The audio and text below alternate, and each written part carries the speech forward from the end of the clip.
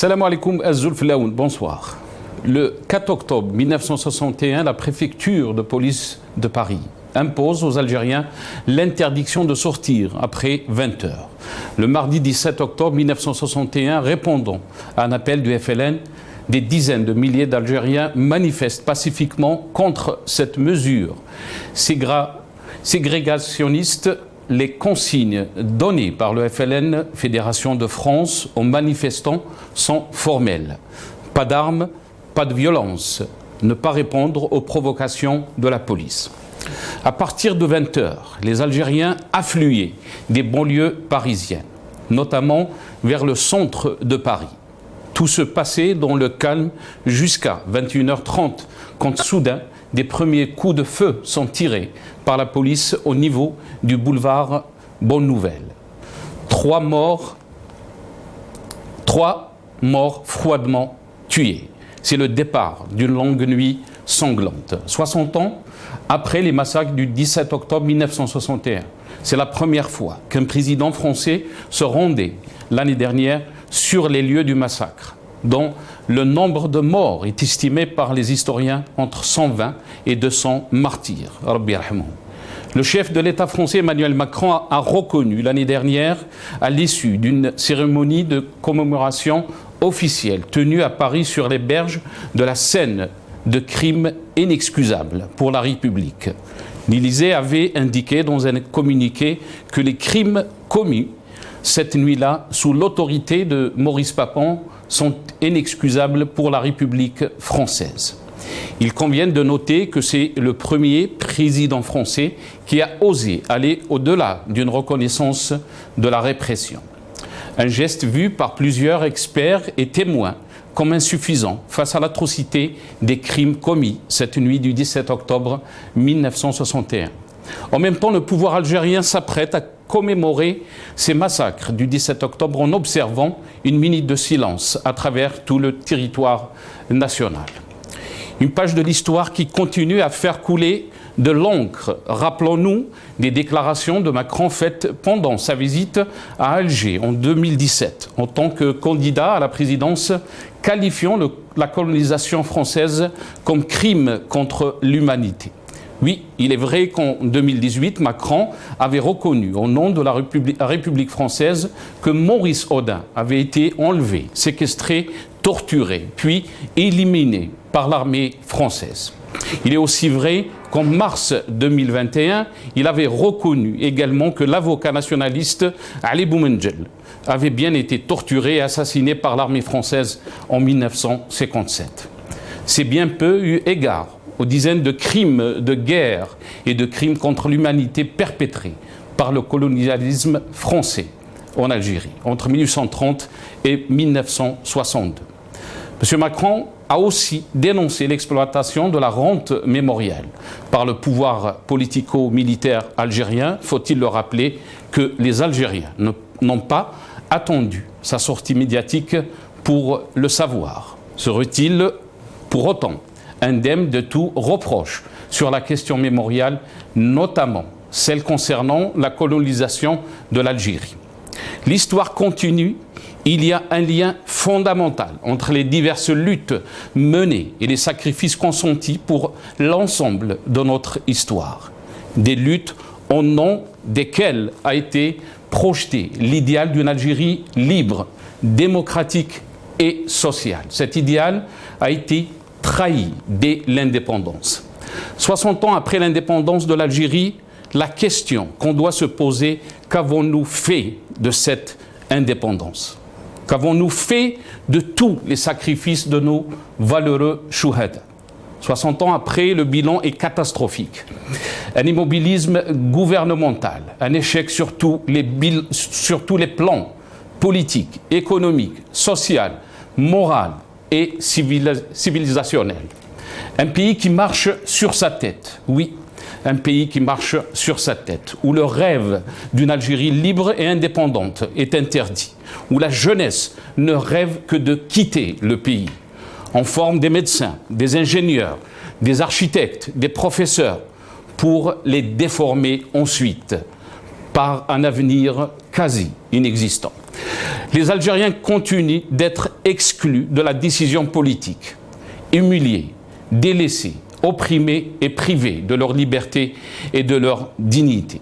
La violence d'État continue de fonctionner comme une incurable pathologie concrétisée par le mépris, le mensonge et l'oppression physique et psychologique.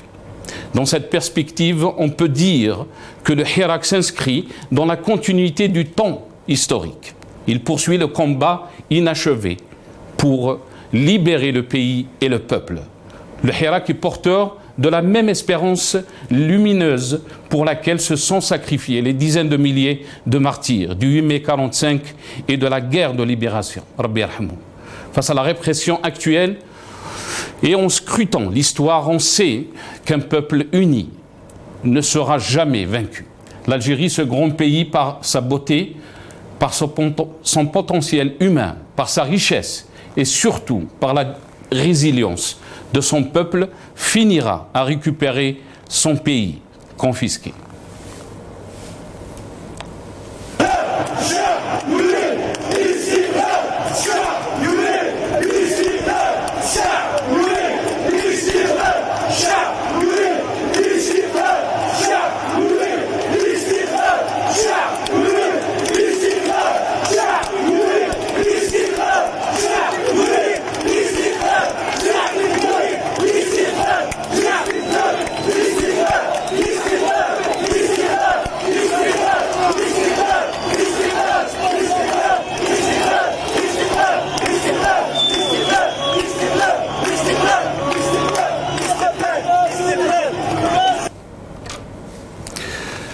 « 17 octobre 1961, 17 octobre 2022, le combat pour la liberté continue. » C'est le titre de notre émission pour ce soir et pour en parler, j'ai le plaisir d'accueillir Sibrahim Younsi, membre du MDA 82-88, qui est avec nous depuis Paris via Skype. Sibrahim, marhaba bik et merci beaucoup d'avoir accepté l'invitation.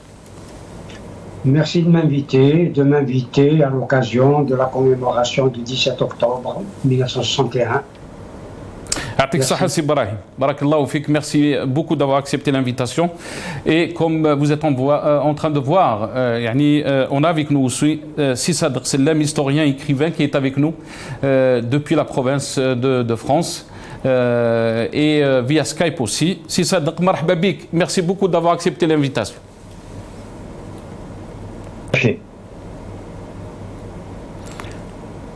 مرحبا بك سي صادق. شكرا. الله يبارك فيك. يعطيك الصحة. بارك الله. Là, on vous entend mieux, très bien. Et on a aussi Si Mohamed Darzki Hamdous, secrétaire national chargé de la diaspora, qui est avec nous depuis Alger via Skype. Si Mohamed Darzki Hamdous, bonsoir. Merci beaucoup d'avoir accepté l'invitation. Merci à vous, merci pour l'invitation.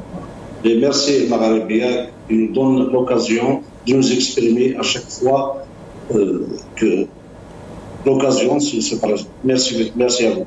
Merci beaucoup, Monsieur Hamdou. Sadiq Selem, je vais commencer cette émission avec vous.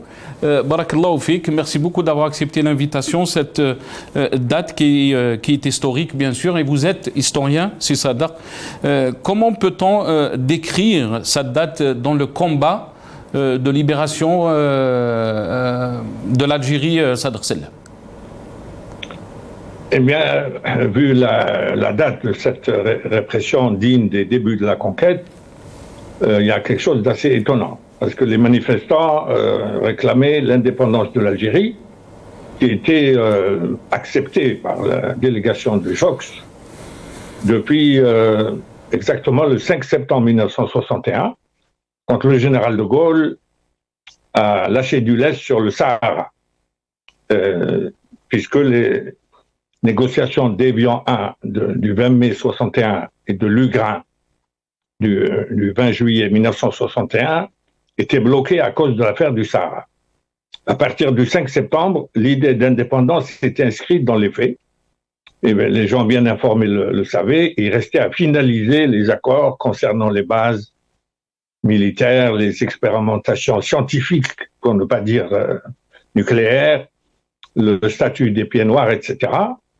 Et cette répression est tout à fait étonnante elle semble devoir s'expliquer par un désir de vengeance du clan Michel Debré, qui n'était pas d'accord avec le général de Gaulle ni avec Chox, pour venger le refus de la délégation de Karim Belkacem d'accepter ce qu'on appelait la trêve unilatérale. La France a proposé d'arrêter les combats le 20 mai 61 et la délégation algérienne a refusé. Ils ont dit on arrête les combats quand on aura un accord politique.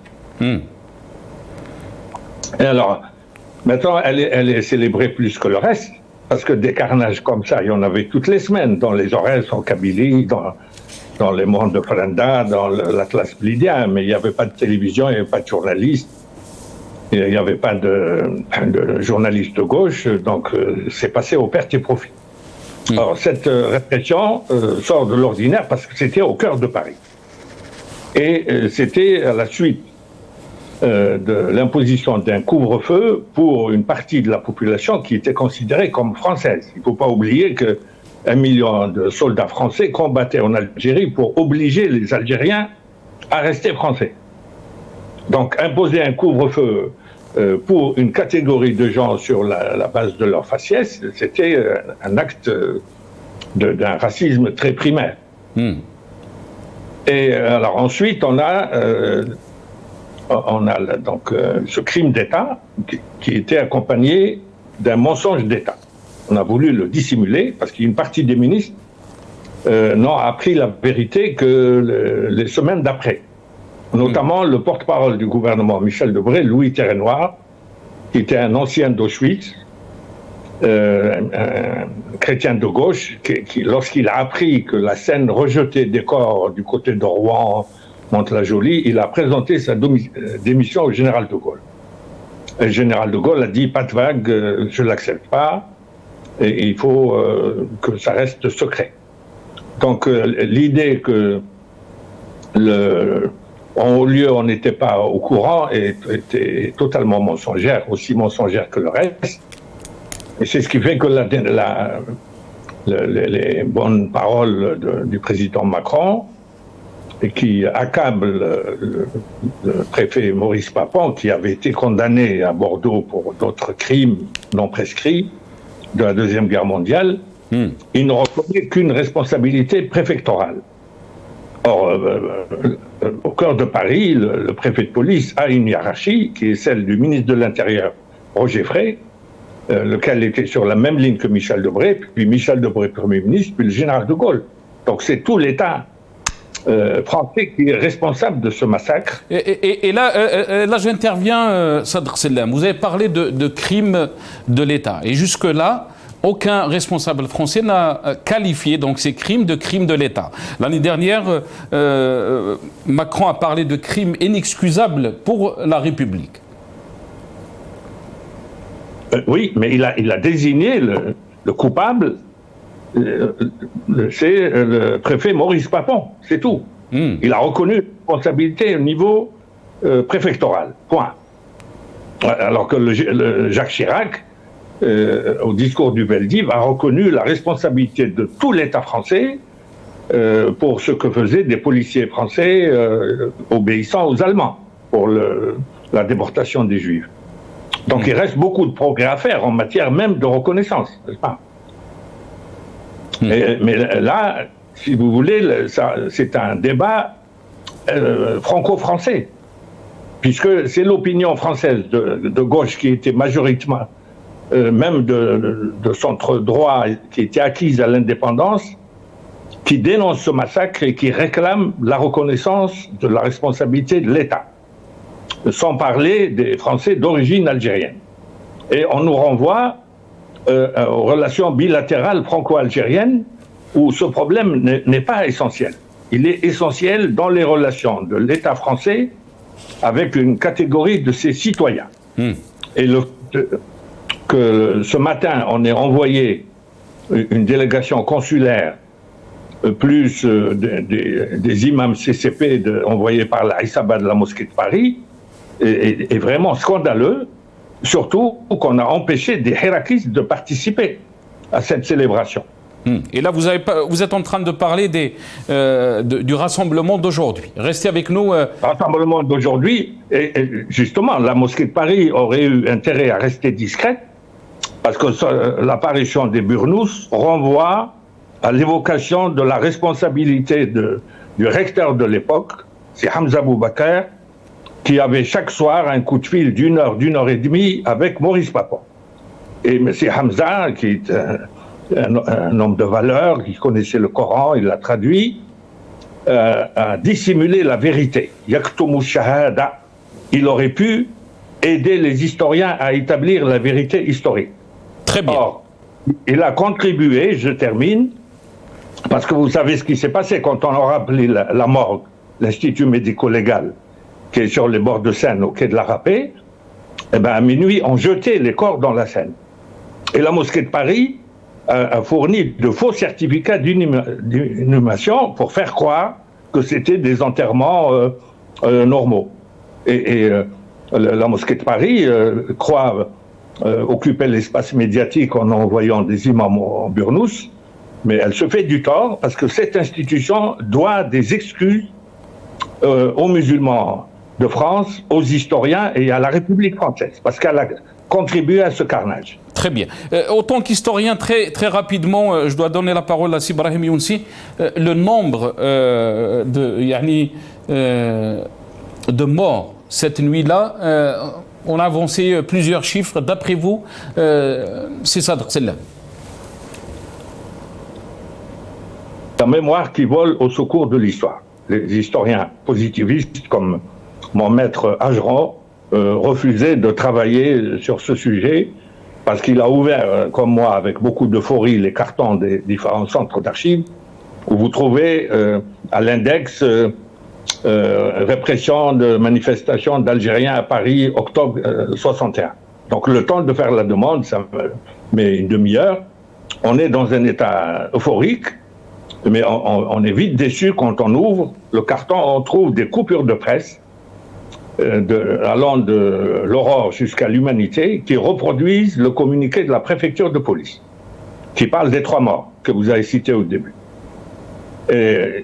Et on a appris, j'ai personnellement eu une confidence au moment où on célébrait le 17 octobre, plus ostensiblement à gauche, parce que la gauche voulait accabler la droite, laquelle répliquait en accablant la gauche, en rappelant le rôle de Mitterrand. Très bien. Dans l'élimination de Ben Mehdi. Et il semble bien que le ministre de l'Intérieur de droite, dans les années 80, ait ordonné de retirer toutes les archives concernant le bilan de cette tuerie. Et il s'appelle Charles Pasqua, parce qu'il était au service de Roger Frey à l'époque, au moment où il commençait à constituer ce qu'on a appelé le SAC par la suite. L'ancien ministre de l'Intérieur, dans les années 90.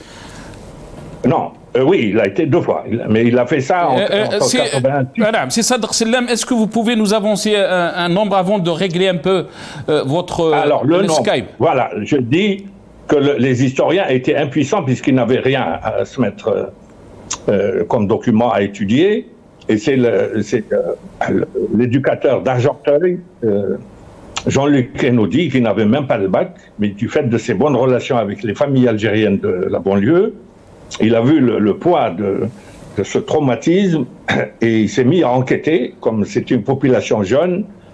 Il a recueilli les témoignages très très nombreux et lui, il allait jusqu'à 200. Mais selon un autre témoignage qui est celui de maître Mourad Ousdir, qui était un des membres du collectif des avocats du FLN qui était au bout du boulevard Saint-Germain, il recevait tous les jours des femmes de disparus qui venaient de la banlieue. Et donc sa salle d'attente était pleine à craquer. Et une jeune femme, quand son tour est arrivé, en face de Mourad Ousdir, a éclaté en sanglots. Et Mourad Ousdir lui a dit ne pleurez pas, ma sœur, vous êtes 300 dans ce cas-là. Donc si on comprend bien, Mourad Ousdir a répertorié, a inscrit 300 membres de familles de disparus qui n'ont eu le statut de femmes de disparus qu'en 1967. Très bien. Restez avec nous, c'est Sadr Sellam. On va juste essayer de régler donc l'image. Brahim Younsi, donc qu'est-ce qu'on peut dire de cette date historique, mais aussi du rôle de la Fédération de France, Brahim Younsi? C'est très clair. C'est la Fédération de France du FLN qui a organisé la manifestation du 17 octobre 1961. Et cette journée du 17 octobre 1961 rappelait à maints égards les manifestations de décembre 60, du 11 décembre 60 à Alger. Si vous permettez, je vais juste confirmer ce que Sadr Sellam vient de dire sur le bilan.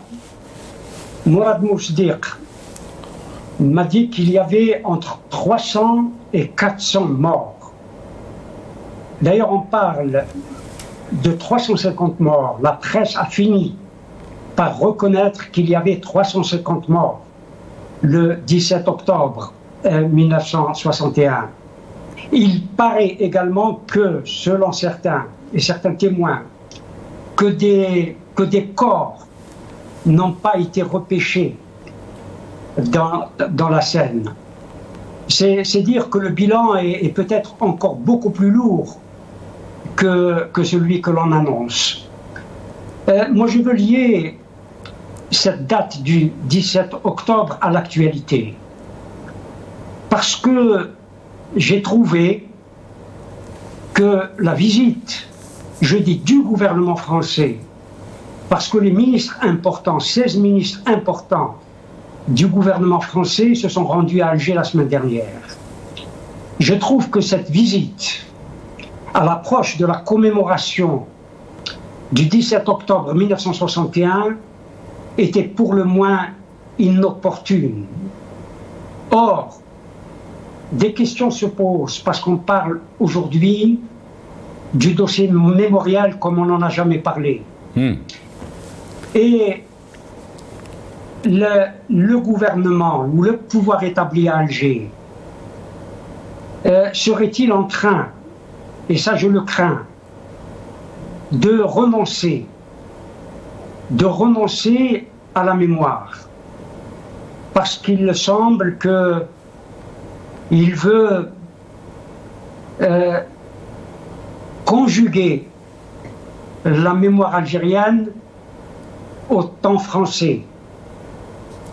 C'est dire que ce qui se passe aujourd'hui sur la question mémorielle est extrêmement grave, parce qu'on voit que le pouvoir établi à Alger est en train de renier énormément de choses, et j'ai l'impression que la date du 17 octobre 1961 est particulièrement concernée. C'est dire que ce dossier mémoriel doit absolument être pris et repris par notamment les historiens et les historiens algériens, parce que le pouvoir politique est dans une situation de renoncement.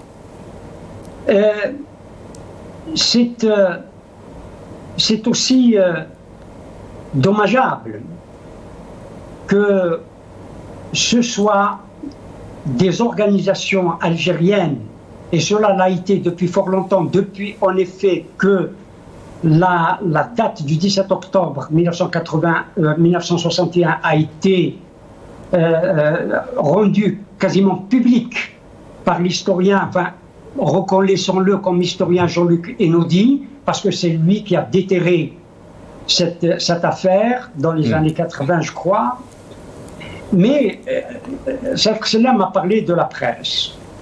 Mais la presse, contrairement à lui, j'ai lu quasiment toute la presse sur cette question-là, la presse française évidemment sur cette question-là. Tout le monde, notamment Paris Match, l'Humanité, il faut le dire, du Parti communiste, d'autres journaux, y compris Le Figaro, ont traité cette question-là et ont révélé énormément de choses, notamment les massacres commis par la police française, les fusillades dont la police française était l'auteur. C'est dire que les journaux français avaient globalement rendu compte de cette journée que le pouvoir d'Alger est en train de l'escamoter. Est-ce qu'il n'est pas en train, d'une certaine manière, d'oblitérer cette date et ce bain de sang pour d'autres raisons que nous devinons tous? Très bien. Pour juste rappeler à Selam, je suis sûr qu'il a travaillé, qu'il a vu ces articles, notamment de Jean-Paul Sartre, qui a écrit un article en novembre 1961 dans Les Temps modernes, un article qui, quand je l'ai lu il y a des années, m'a fait verser des larmes. C'est dire que le travail qu'ont fait certains intellectuels, certains journalistes français, et cela est vrai, notamment Jacques de Rogy, qui travaillait pour l'Express. L'Express avait fait un travail énorme aussi là-dessus. Il faut lire ce que Jacques de Rogy, par exemple, avait publié le 17 ou 18 octobre dans l'Express. L'Express avait fait un travail formidable. Si vous me permettez, je vais juste lire une phrase de Jean-Paul Sartre à ce sujet, très rapidement, où il dit la chose suivante, et celle-là m'en avait fait allusion, que les Juifs parqués au Veldiv sous l'occupation étaient traités avec moins de sauvagerie par la police allemande que ne le furent au Palais des Sports par la police gaulliste les travailleurs algériens. C'est dire que les mots sont forts, extrêmement forts. Et Jean-Paul Sartre avait parlé de pogrom. Et il dit que le mot pogrom est maintenant entré dans la langue française. Très bien. Restez avec nous, Sibrahim. Restez avec nous, Sibrahim. On va juste donner la parole à notre ami Hamdous, Mohamed Razki Hamdous, secrétaire, que je rappelle, qui est secrétaire national du parti RCD, chargé de la diaspora. Mohamed Razki Hamdous, cette date qui est historique, bien sûr, dans le combat de libération de notre peuple, mais aussi vous êtes chargé de la diaspora, le rôle qu'a joué la Fédération de France. Comment peut-on lier ce qui s'est passé en 61, le rôle de la Fédération de France et le rôle que joue la diaspora actuel pour un changement politique en Algérie? Bonsoir, mes amis. Donc, effectivement, la diaspora pendant la guerre de libération a joué un rôle important.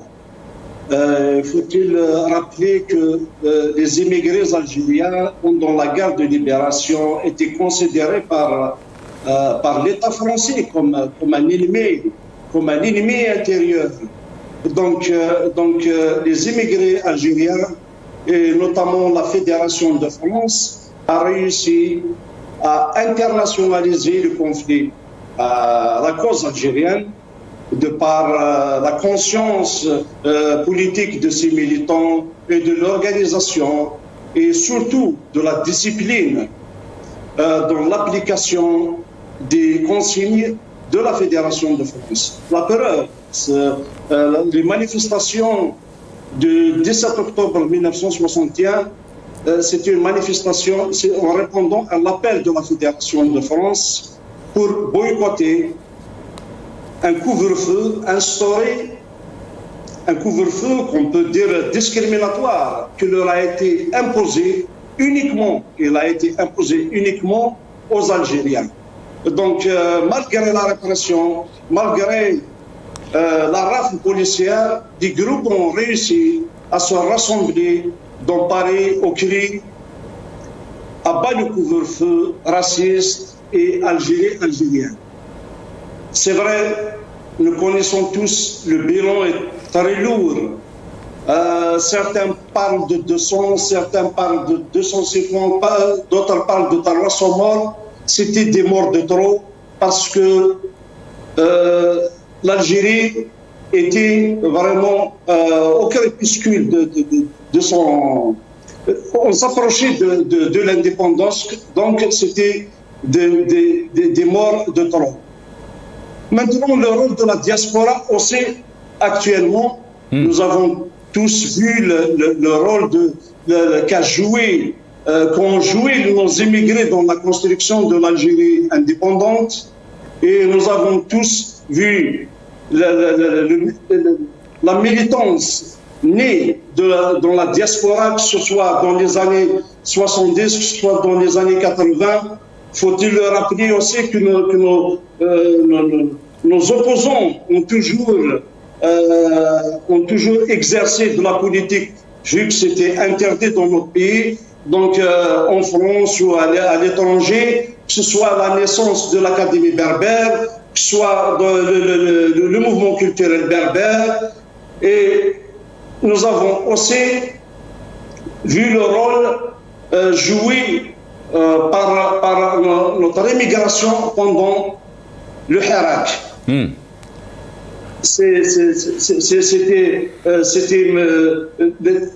La diaspora s'est toujours mobilisée pour l'Algérie et surtout dans la construction de notre pays. Maintenant, tout à fait au début de l'émission, vous avez dit qu'est-ce que nous avons réussi à faire avec notre indépendance. C'est vrai, 60 ans après l'indépendance, est-ce que réellement nous avons réussi à bâtir une nation? Est-ce que réellement nous avons réussi à construire un État? Moi, je dirais, si vous me permettez, je vais ouvrir une parenthèse juste pour parler de ce qui se passe dans notre pays 60 ans après l'indépendance. Aujourd'hui, ni les partis politiques, ni les syndicats autonomes, ni les militants pacifiques, ni même les universitaires trouvent grâce aux yeux de ce pouvoir. Allô? Ouais, on vous entend très bien, M. Hamdous. Allez-y, continuez. Voilà. Ouais. Comme vous le savez, nous, en tant que parti, nous avons introduit dernièrement, nous avons l'habitude d'organiser des manifestations, des manifestations soit organiques, soit publiques. Et cette année, nous avons introduit une demande pour l'organisation d'une université d'été. L'université d'été, c'est pratiquement une activité organique. C'est un cycle de conférences qu'on donne à nos militants pendant 2 à 3 jours. Donc, nous avons introduit une demande auprès des autorités locales et nous avons reçu un refus sous prétexte, tout à fait au départ, sous prétexte qu'il y avait des élections partielles en Kabylie. Et pourtant, on leur a expliqué que la ville qui allait abriter cet événement n'était pas concernée. Pardon? C'était Azfoun. C'était Azfoun. Et les dates aussi pour l'université d'été du RCD étaient du 20, 21, 22 octobre. C'est ça. Au départ, c'était le 13, le 14 et le 15. Donc, on nous a appelé, on nous a demandé de voir des autorités locales. Donc, ils nous ont demandé de décaler d'1 semaine. On a chose faite, on a décalé, on a réintroduit une deuxième demande pour le 20, le 21 et le 22. Et à la surprise générale, on nous a refusé l'organisation de cette université d'été sans aucun motif valable. Maintenant, le pouvoir assume ce choix de l'arbitraire et de la fermeture des champs politiques. C'est une véritable escalade des atteintes aux libertés parce qu'on refuse à un parti légal et légaliste d'organiser une manifestation organique sans motif légal. Donc, ils ont décidé de criminaliser l'action politique. Nous, on compte pas se taire devant un tel dérapage. Nous avons intenté un procès aujourd'hui, nous avons déposé plainte en attendant de faire d'autres actions. Et le RCD a dénoncé cette décision de refus, interdisant donc la tenue de son université d'été qui était programmée donc le 20, 21, 22 octobre 2022, ce mois-là donc à Azfoun. Restez avec nous, Monsieur Hamdous. Sadr Sellem, comment peut-on lier le combat des Algériens pour la liberté, pour la démocratie aussi, par rapport à cette date historique du 7 octobre 1961 et la situation actuelle que vit notre pays, Sadr Sellem? C'est encourageant de rappeler la puissance de la Fédération de France pendant la guerre de libération. Jean-Paul Sartre a déjà cité cette phrase célèbre qui correspond à une réalité. Il a dit: le FLN, c'est le parti de gauche le mieux organisé de France. Et c'est pour ça qu'il soutenait, avec comme arrière-pensée d'aider le FLN à prendre le pouvoir à Alger. Et puis, une fois arrivé au pouvoir, Sartre voulait lui demander d'aider la gauche à prendre le pouvoir à Paris. Donc c'était une utopie. C'est pour ça que les déclarations de Sartre n'étaient pas prises au sérieux. C'était considéré comme un radical. Et quand l'Express, témoignage chrétien, une demi-phrase de Raymond Aron, qui était de droite, avait beaucoup plus d'effet pour les Algériens que ces hommes qui ont sauvé l'honneur de la France, mais qui étaient considérés comme jusqu'au boutiste. Or, aujourd'hui, on a une communauté beaucoup plus nombreuse, de niveau beaucoup plus, niveau d'instruction plus élevé, avec le Hirak a montré qu'il y a un taux d'engagement beaucoup plus élevé que celui de la moyenne des Français. Mais il ne faut pas oublier que la Fédération de France n'avait ni consulat, ni ambassade d'Algérie, ni personnel parapolicier de l'Amicale, ou personnel du même type de la mosquée de Paris. Il ne faut pas oublier que le caporal de la mosquée de Paris a financé une contre-manifestation contre le Hirak à la place de la République au début. Il s'est enfermé dans son bureau pour la viande halal quand la place de la République a été submergée le dimanche d'après par les manifestants venus de toute la France. Donc, on a les gens qui combattent l'engagement des Algériens pour la démocratie en France, ce sont ces personnels parapoliciers qui s'abritent derrière la religion, les anciens amicalistes qui ont investi les mosquées quand on leur a supprimé le budget de l'amicale au début de la démocratie. Et la situation s'aggrave quand ce qu'il est convenu d'appeler l'amélioration des relations bilatérales avec la France se traduit par un soutien à cette catégorie de bureaucrates. Donc, les hirakistes, moi je les admire et je les encourage à continuer, mais il faudra qu'ils tiennent compte de la situation sensiblement différente, et il faut qu'ils tiennent compte d'un rapport de force qui parfois ne leur est pas favorable, surtout quand l'État français oublie ses principes démocratiques de droits de l'homme pour soutenir des gens qui veulent tuer le Hirak, même s'ils célèbrent le 22 février, juste pour la démagogie. Et donc les possibilités existent, mais il y a d'énormes difficultés et qui nous ont été rappelées ce matin quand ce cheveu dans la soupe est apparu avec la délégation de la mosquée de Paris qui ne pensait jamais à ces célébrations. Mais parce que le nouveau recteur est illégitime, il cherche à se légitimer en occupant l'espace médiatique, surtout quand du côté d'Alger, on envoie 7 ou 8 caméras de télévision pour le filmer, y compris quand il ne s'est pas prié le vendredi. Vous savez qu'on a donné l'ordre aux télévisions algériennes de filmer la prière du vendredi à la mosquée de Paris au détriment de la grande mosquée de la Vigerie à Alger. معليش سي صادق يعني le recteur de la mosquée de Paris n'est pas là pour répondre à ces propos.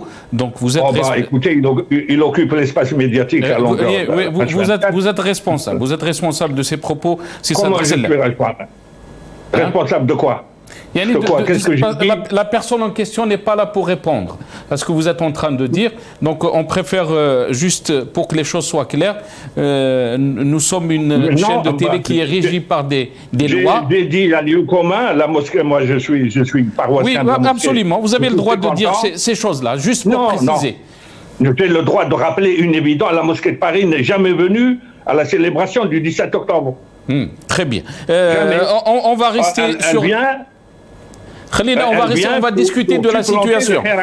Restez avec nous, Sadr Sellem. Non, mais moi, je ne comprends pas pourquoi vous montez sur vos grands chevaux pour défendre une Issaba. On n'est pas en train de défendre personne, c'est Sadr. Juste parce que la chaîne est régie par des lois, des organismes qui sont là, qui surveillent ce qui est dit sur la chaîne. Donc on doit faire très attention par rapport à ce donc vous incitez à l'autocensure dans ce cas-là. Non, pas du tout. Vous parlez de liberté d'expression et on parle de liberté d'expression et la preuve, non. On censure personne, si Sadr Sellem. Et vous le savez très très bien. Vous le savez très bien, vous étiez invité des centaines de fois. Là, on n'a jamais censuré. Les gens qui vous écoutent, on n'a jamais censuré un invité sur notre chaîne. Vous vous érigez en défenseur du recteur de la mosquée de Paris qui a peur de participer au débat. On ne défend personne, c'est ça. C'est une question de respect de la loi, c'est tout. Écoutez, alors la démocratie que vous souhaitez, si elle va avec cette autocensure, merci. معليش سي صادق يعني خلينا برك on reste dans le sujet d'aujourd'hui. C'est Brahim Youssi. Si on revient un peu sur la situation de l'Algérie actuelle, bien sûr, Sadr Sellem a parlé du rôle de la diaspora, du Hirak, mais aussi de la question, qu'est-ce qu'on a fait de cette Algérie 60 ans après. On a célébré 60 ans d'indépendance le 5 juillet dernier. Et encore, aujourd'hui, il y a des dizaines et des centaines d'Algériens qui meurent, qui sont noyés dans la Méditerranée, fuyant notre pays. Brahim Youssi. Il n'y a pas d'analogie entre ce qui s'est passé le 17 octobre 1961 à Paris. La puissance coloniale, la France, a tiré ou a fait tirer sur des Algériens, sur des militants algériens, sur des manifestants algériens ce jour-là. Mais le pouvoir établi à Alger a tout aussi la responsabilité de ces massacres parce qu'il les étouffe. Vous aviez parlé tout à l'heure d'une minute de silence. Est-ce que cette journée du 17 octobre 1961 ne mérite qu'une minute de silence? C'est dire que, et cela montre, après la visite du gouvernement français à Alger la semaine dernière, que la relation endogamique entre Paris et Alger persiste.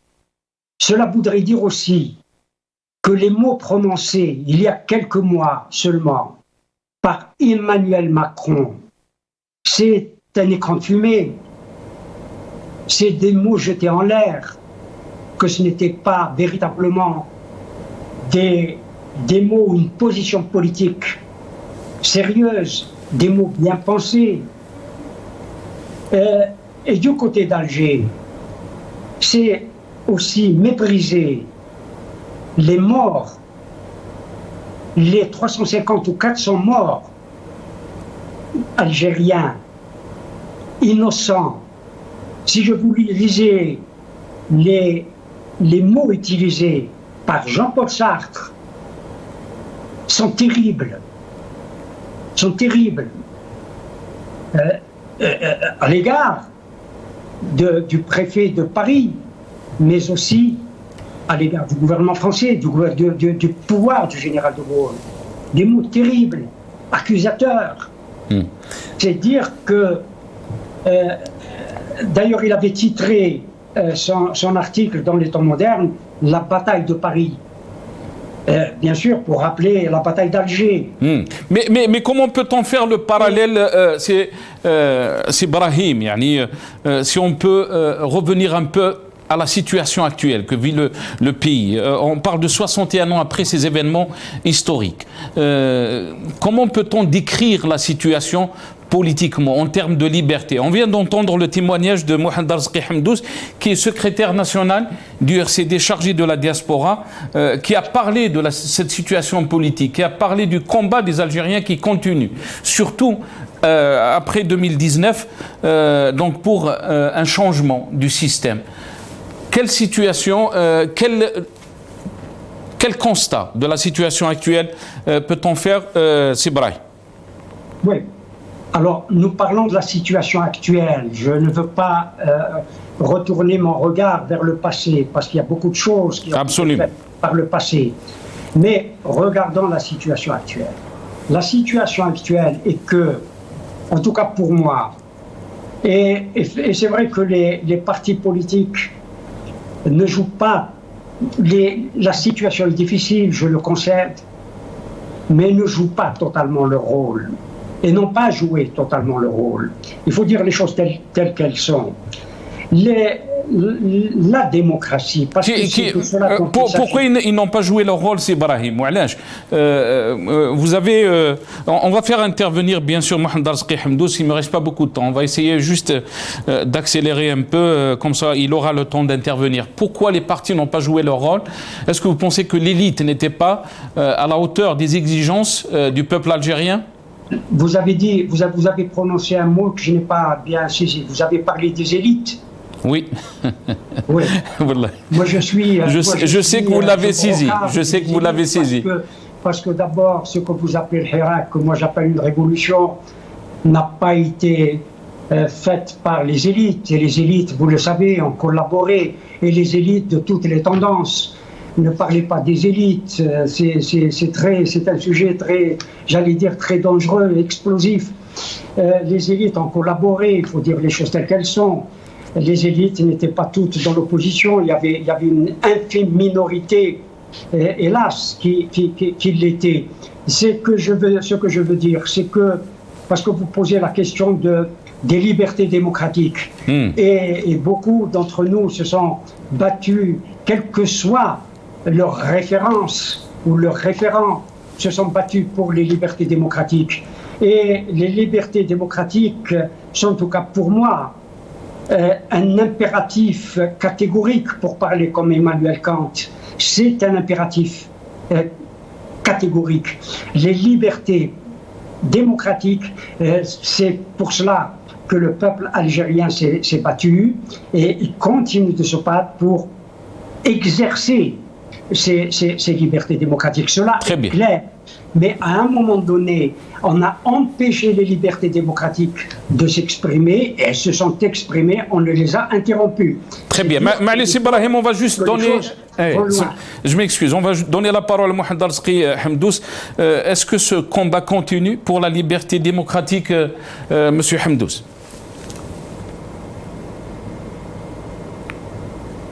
L'évolution, le Hirak n'a pas encore abouti, donc le combat doit continuer. C'est vrai que les conditions sont difficiles. Ils ont réussi à fermer tous les espaces d'expression et pourtant la Constitution est claire là-dessus. Dans l'article 52 qui est consacré à la liberté d'expression, les libertés de réunion et de manifestation pacifique sont garanties. Ils disent qu'il suffit, elles s'exercent sur une simple déclaration. Alors, ce n'est pas le cas dans notre pays en ce moment. Vous savez, la semaine dernière, on a empêché 2 universitaires de se rendre à Paris pour participer à un colloque. Nous avons assisté aussi à un empêchement d'un café littéraire à Bouira, plus exactement à Oued Al-Qsar. C'est une conférence débat qui devrait se tenir et elle a été empêchée dans un climat de terreur qui aurait pu d'ailleurs virer à des affrontements. Maintenant, J'ai écouté tout à l'heure notre ami qui disait que les partis politiques n'ont pas vraiment joué leur rôle. Moi, je dirais qu'il faut plutôt juger ce pouvoir qui a toujours utilisé la violence, qui a toujours réprimé, que ce soit les syndicats, que ce soit les partis politiques, soit les associations, et ils ont toujours empêché, soit les partis, soit les associations, comme je disais, d'exercer de la politique dans notre pays. Maintenant, le combat doit continuer, parce que d'abord, nous avons plus de 350 prisonniers.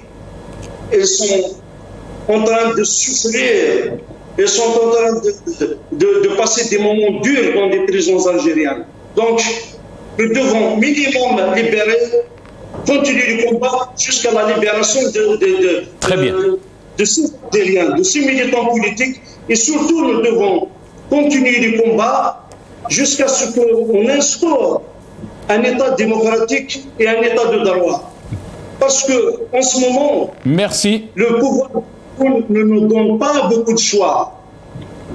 Soit vous soutenez sa feuille de route, comme font certains, en organisant des kermesses et en essayant de normaliser la situation et essayer de rapprocher les citoyens des pouvoirs et pourtant de rejeter. Et ceux qui ont choisi, comme le RCD, la voie de la rue et la voie du peuple surtout. Merci beaucoup.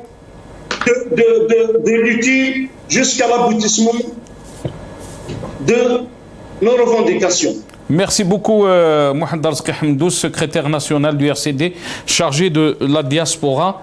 Merci à mes invités. On est arrivé à la fin de cette émission. Le combat continue, bien sûr, pour la liberté et la démocratie pour le peuple algérien. C'est vrai qu'on a parlé d'une étape historique, d'une date historique. On a tué des Algériens, on a fait noyer aussi des Algériens. Et ça, c'était en 61. Mais aussi, il y a des Algériens qui se noient dans la Méditerranée et qui fuient la situation du pays. ربي يرحم الشهداء يعطيكم الصحة وابقوا على خير. بسم الله والصلاة والسلام على رسول الله. نداء موجه إلى